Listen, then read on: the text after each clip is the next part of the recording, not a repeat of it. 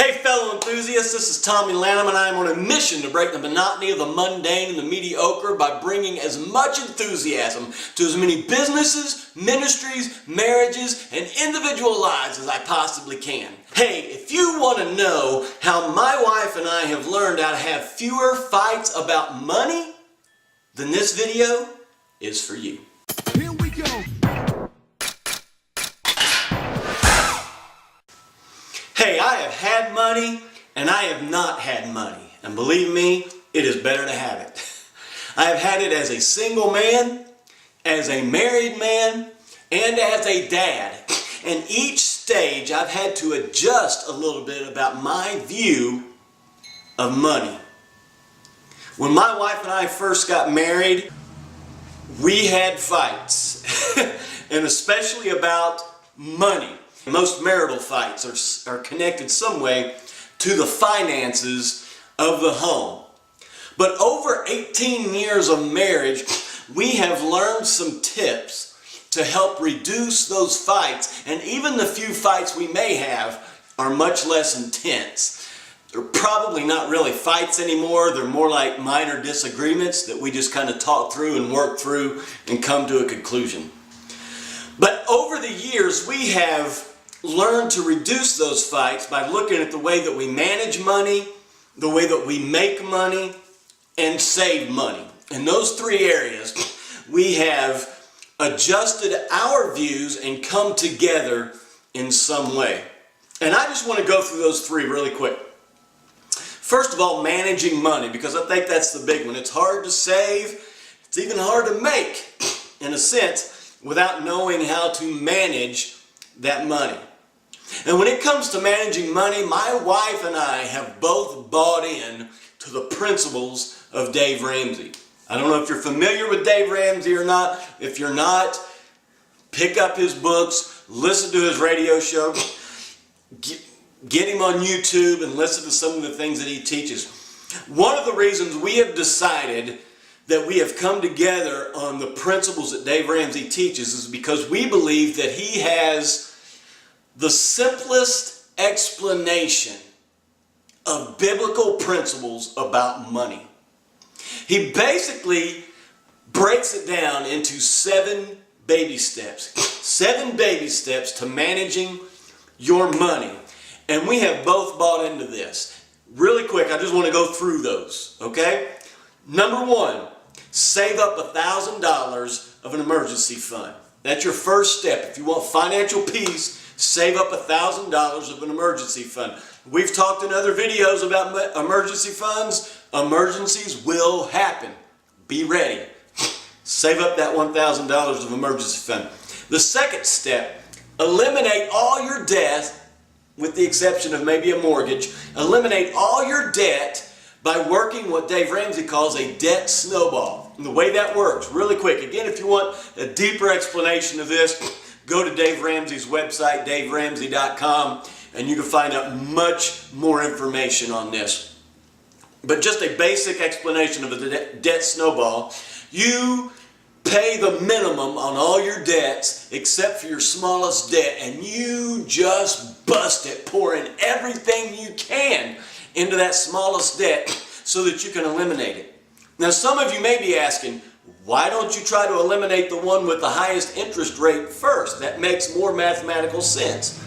It probably does mathematically, but if you were looking at things mathematically, you probably wouldn't have the debt to begin with. Okay?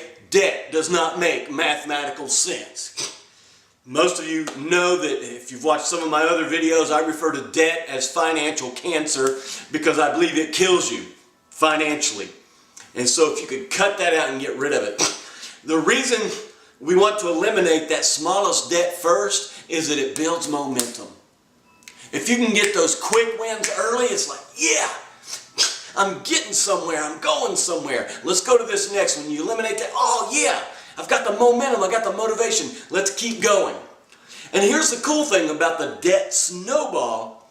Once you eliminate that bottom debt, you take everything that you were paying on that debt and apply it to the next debt you're going to eliminate. See how it snowballs? You're paying more on that. And that snowball just gets bigger. Once you eliminate that second debt, you go to that third one, and you've got what you were paying on the first one and second one, roll over into that. You're continuing to pay more and more on these debts until eventually you get them all knocked out. We made a commitment when we were engaged that we were going to eliminate our debt before our wedding, and that we were going to stay debt-free throughout our whole marriage. When we were engaged, my wife had a car loan that she still had to pay off. I had some student loans that I still had to pay off. We eliminated those before our wedding day, and the only debt that we have had in our 18 years of marriage has been our home. We owned a home for 13 years, a mortgage. It's the only debt that we've had. And man, I would not do it any differently. I would not, because of the freedom, the reduction of money fights because of debt. Because here's the deal, most money fights come about because of debt. So we made that commitment to eliminate debt from our marriage, and it has helped us to have fewer money fights. The third step is to now, once you got that debt knocked out of the way, again, it may be the exception of your mortgage, but every other debt knocked out of the way, that third step is to build a fully funded emergency fund. That first one, that first step of $1,000, that's just what we call a baby emergency fund or a beginner emergency fund. Fully funded, and this is not unique to Dave Ramsey. Every financial coach and advisor that I've ever listened to gives the same numbers. They say that a fully funded emergency fund should be somewhere between 3 to 6 months expenses. Figure out what your expenses are for each month. Multiply that somewhere between 3 and 6. And personally, my wife and I have agreed to go more toward the 6 than the 3. It gives us more security and comfort that way. But again, you choose that for you. But at least 3 months expenses. Save that up, put it in an emergency fund. Before you start looking for bigger, better deals and investments and all that stuff, get that emergency fund set. That way, if you lose a job, if somebody gets sick, the car breaks down, something happens to the house, you've got the emergency fund there. It's not as big a stress, might be an aggravation, but it's not as big of a stress and frustration if you've got the money to take care of it. So step 3 is to get that fully funded emergency fund. Step 4 is to begin paying into your retirement, at least 15%. And again, find a financial advisor that can guide you through that. Mutual funds, Roth IRAs, whatever the case may be. I'm not really qualified to get into the details of that, but I know that it works. We actually have a financial advisor that we work with that helps us in that process. And so I encourage you to do that, at least 15% into your retirement, because the future is coming. Okay? There may be a day when you don't want to work 40 hours a week or 50 or 60 or whatever it is you work, and you may want to do some traveling, go on vacation, go see some things.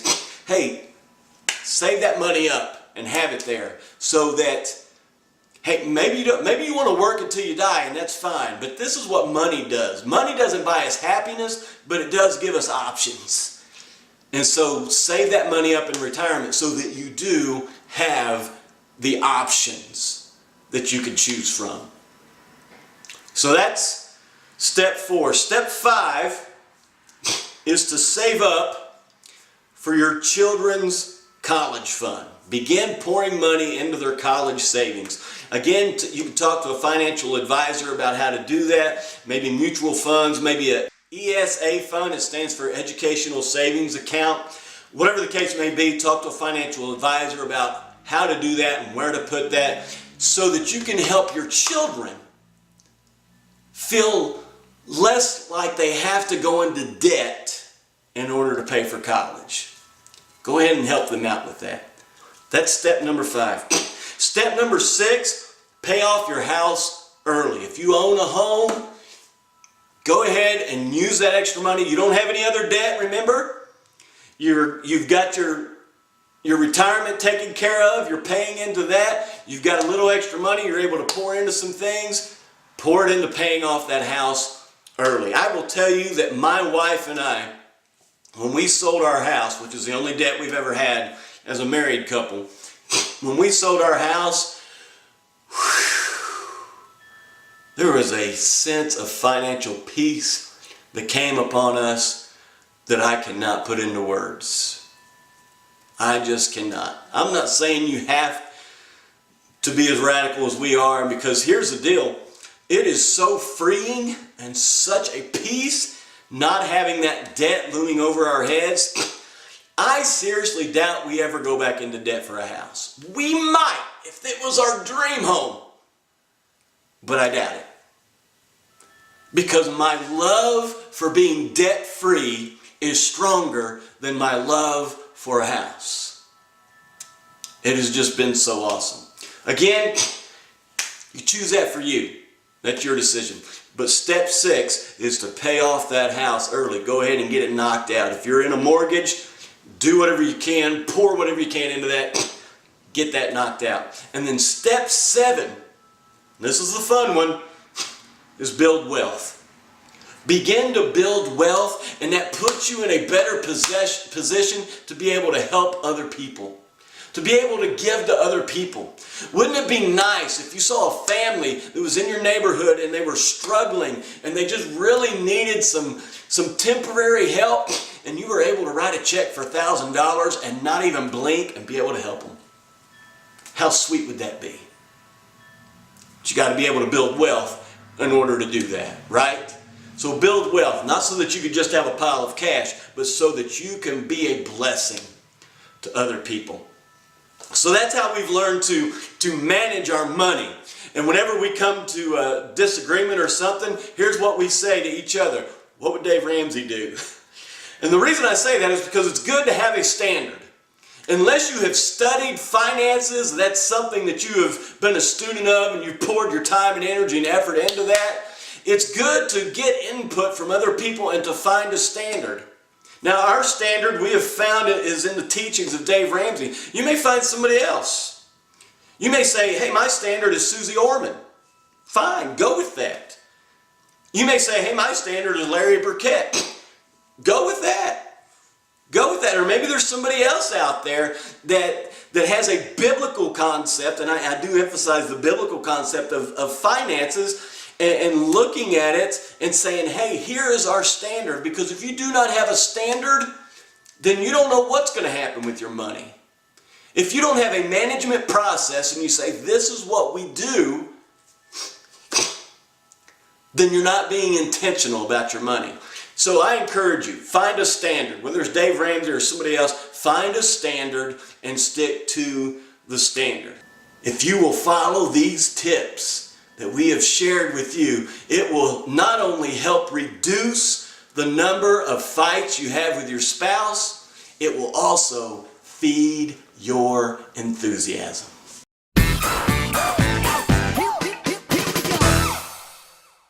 Hey guys, if you like this video, give me a thumbs up, leave a comment in the comments below, and if you want to be a part of the fellow enthusiast community, then please subscribe.